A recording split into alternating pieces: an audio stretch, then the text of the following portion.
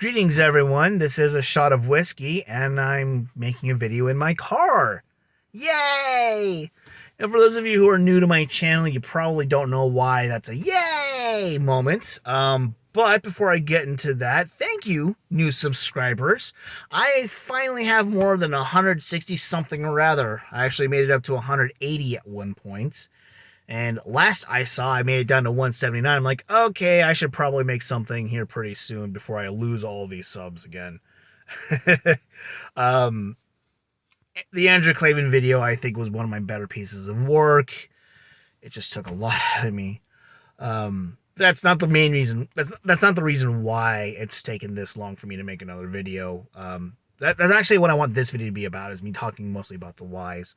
And I'm inside one of them. Up until about a month ago or so, around the time that the Andrew Clavin video was posted, I had never had my license.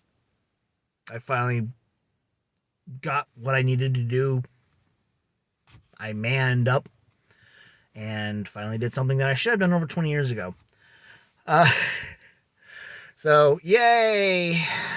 It's a pretty decent vehicle, considering that's a 2004.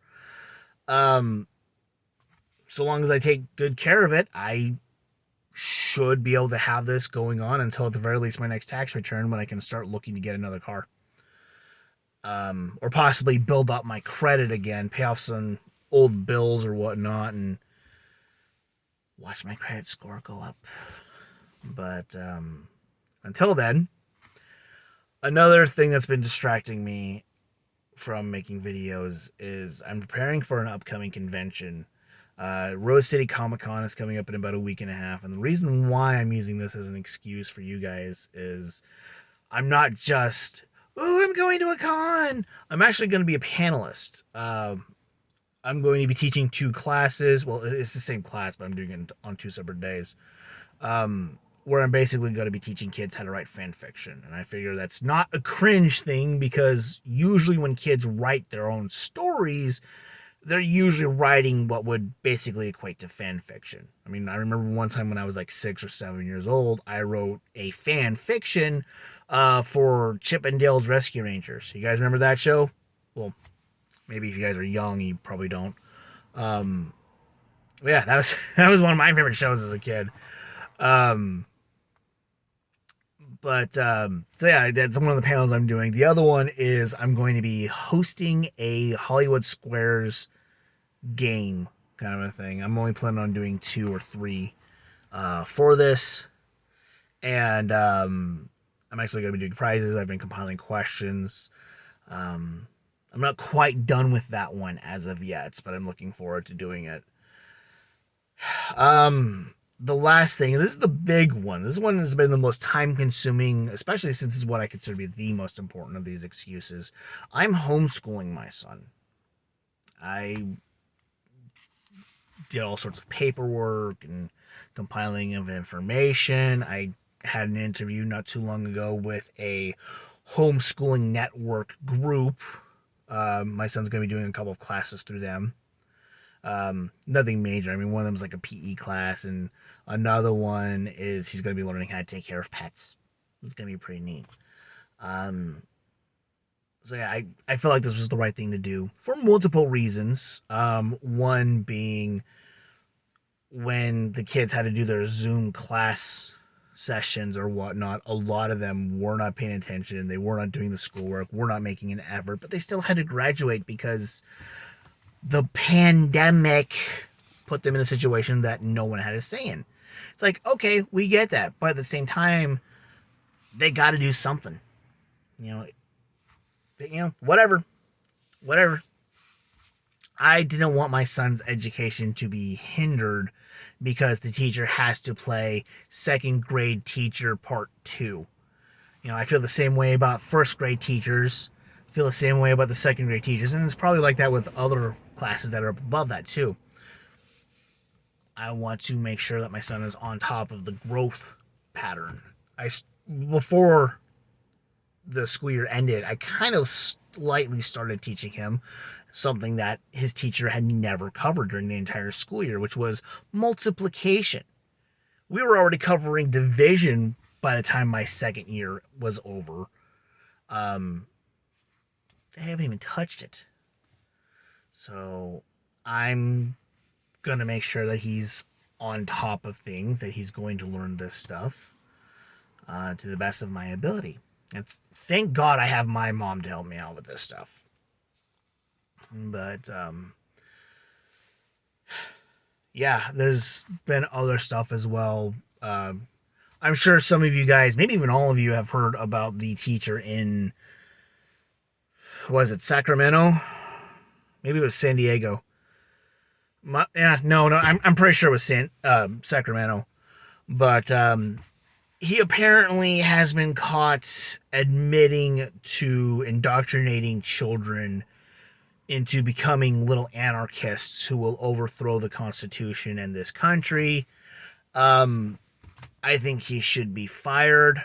There's a story that happened not too far from where I live. It's actually in the same school district, but a middle school PE teacher posted something on Facebook where basically she said that she hopes that everyone who is unvaccinated dies, including children, because she believes that all of those people voted for Trump, and it means no more voting for the people I don't like, kind of a thing. I'm sorry, I think that should warrant her losing her job as well. Not just because of the political aspect. In fact, that's the least important part of this. But because she's fine with the idea of kids dying because they're unvaccinated. It's like, well, what if some of these kids have parents who are in full control of this? They don't have a say in it. Should they deserve to die? Well, sounds like according to this bitch, yes, they should. I'm sorry, I think that should warrant you being fired. And I get it, they're doing an investigation, and I get it, she's unionized. But there are times where the investigation should only take 5 minutes. There are times where the union should stay the fuck out of the situation because they're defending the wrong person. You know, okay, I'm unionized. If I go to work completely naked and I rub my butt up against someone's face, I should be fired right on the spot. But yet unions, if they can, will try to fight for my right to stay employed. I don't think they should. I think if somebody does come into work naked and rub their butt up against someone's face, that should, not only should they be fired, that should be grounds for at least considering criminal charges. It's kind of like a form of, a certain S and a certain A. God, I hate speaking in code. But, in fact, actually, where I work at, we have a couple of people. Well, we had a couple of people. One person ended up being fired, finally. He was actually allowed to keep his job after being confirmed watching certain adult content at work on the clock using the school's Wi-Fi. And another guy who was cleaning human resources was caught on film going through personnel files and looking at social security numbers. He's still with us. And this happened like 6 or 7 years ago. The investigation's done. He was punished. Yeah, no, I'm sorry. Something like that should be an automatic termination. I have heard sleeping on the job can get you fired right off the spot because you're getting paid to sleep, which the state sees as you stealing from the state. I think it's a little excessive to an extent. Like a first-time offense, I don't think that should warrant being terminated. Second time, yeah, there's no excuse. And this coming from someone who almost had that happen. I almost got fired for that once. But yeah, no, I'm sorry, this lady should be fired, and the fact that it's even taking this long, that she's probably going to either keep her job or be transferred somewhere else, worries the fuck out of me. I don't want my son to be growing up, thinking that it's okay to wish death upon half the population. I don't want my son growing up to be a commie who wants this great country where millions of people from around the world flee to. I mean, who the hell goes to a communist country to escape persecution? None. I mean, unless they're so damn poor that that's the only option that they have. Like, I'm pretty sure that some of the people in Venezuela had to move to Colombia or Brazil or something like that, hoping that that would be the best thing that they can go for. Ideally, they would want to come here. Same with Cubans. There's a reason why there's a shit ton of Cubans in the Miami, Southern Florida area. They fled Cuba because it's a commie shithole. I don't want my son growing up to be stupid like that. I want to make sure that he's taught this stuff. Oh, and to top it off, here in the state of Washington, at least from what I understand, it's going to start this year. It was supposed to start last year, but thanks to the pandemic, it's been delayed. So I guess that's one good thing about it. They are going to be teaching kids of all grades, from kindergarten to senior in high school, LGBTQ sex ed. Ew. I mean, take away the LGBTQ aspect. Just focus on the sex ed. There's no reason why that stuff should be in elementary schools. 5-year-olds should not be learning about sex from the state, especially. I can understand certain situations where parents have to say something. I learned about it when I was 6 because I found one of my uncle's dirty magazines. That's the only reason why I had that talk. And my son, he's 8 years old. We still haven't had that talk. Why? Because he hasn't really pushed for it. He knows babies come from mommy's tummies. We never told him about the stork nonsense. Never. He knows that daddy plays a role in it. He doesn't know the full extent. He hasn't really asked. He doesn't seem to care at this moment.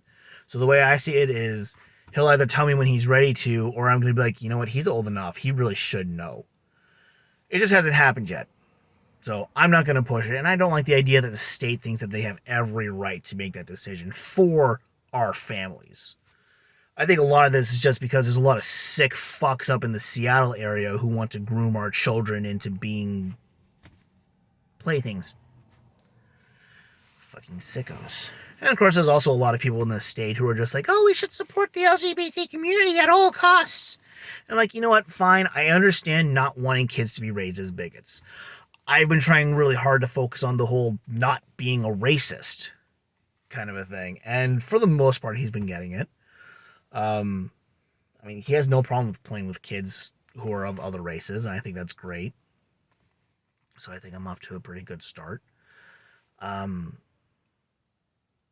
don't think that these are topics that should be state functioned and made mandatory. I can understand like an optional elective on the high school level and maybe middle school. Shouldn't even be acknowledged in elementary school. Let them be kids. It's fucking sick. So, anyways, I kind of went on a rant with that one, and I'm going to make this really quick because I'm at 13 minutes and my phone's memory is kind of shit. Because of me homeschooling my son, I'm not going to have a whole lot of time to focus on making videos. I'd still like to do ones that are kind of like the Andrew Clavin video. I'd also like to use my OBS Studio software to do response videos, kind of along the same token of Taylor the Fiend, who will go on other MGTOW channels and watch like TikTok compilations and comment on them. I've also thought about doing like what Strong Successful Male does, which is kind of akin to what I'm doing right now. Talking to you guys in the car, but he usually like reads articles and stuff. I've thought about doing that too. But anyways, I want to keep giving you guys content to make you guys think that you subscribing to this channel is not a waste of your time. You know, because I truly do appreciate that my subscriber count has gone up. Thanks probably to the Andrew Clavin video. But yeah, so I'm going to go ahead and end this now. It's like 2:15, 2:30, something like that. I can't really tell right now. And I want to go to bed. Especially since tomorrow we're going to be starting with making sure that my son's education isn't completely turned to shit. So, thank you everyone for listening. And never forget, if you abuse alcohol, it will abuse you back. Have a good one.